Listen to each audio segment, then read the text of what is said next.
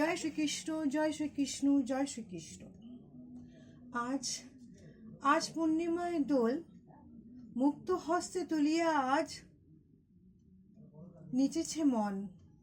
চল মন বৃন্দাবন, বৃন্দাবন, বৃন্দাবন।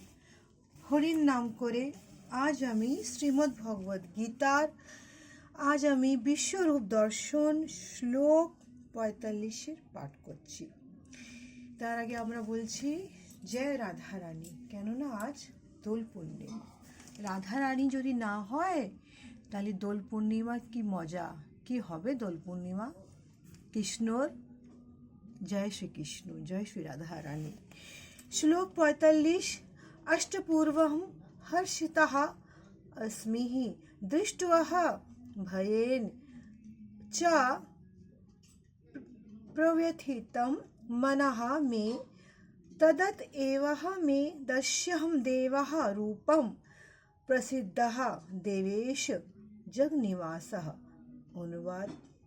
এখানে অর্জুন শ্রীকৃষ্ণকে বলছেন, তোমার এই বিশ্বরূপ দেখে যা পূর্বে কখনো দেখিনি হে ঠাকুর, তা দর্শন করে আমি আনন্দিত হয়েছি, কিন্তু সেই সঙ্গে আমার মন ভয়ে ব্যথিত হয়েছে। তাই হে দেবেশ, হে জগনিবাস, আমার প্রতি প্রসন্ন হও এবং পুনরায় তোমার সেই রূপই আমাকে দেখাও। জয় শ্রীকৃষ্ণ, জয় শ্রীকৃষ্ণ, জয় শ্রীকৃষ্ণ। আজ দোল পূর্ণিমা। আজ শ্লোক 46। कृटिनहं गदिनहं चक्रहस्तहं इच्छामि त्वां दृष्टहम् अहं ततः एव तेन एव रूपेण चतुर्भुजेन सहस्रबाहो भवः विश्वः मूर्तेः। অনুবাদ।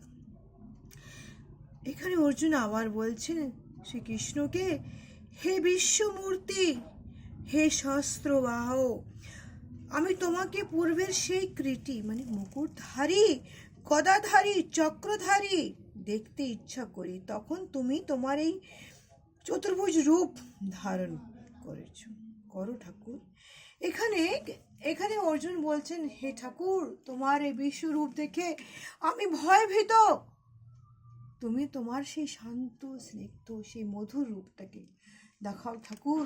সেই চক্র রূপ, সেই চক্র হাতের 4 হাতে যে রূপটা, নারায়ণের সেই রূপটা, সেটা অতি মধুর, অতি মানবিক, অতি দানবিক, অতি দানবীর সেই রূপটাই দেখো। জয় শ্রীকৃষ্ণ।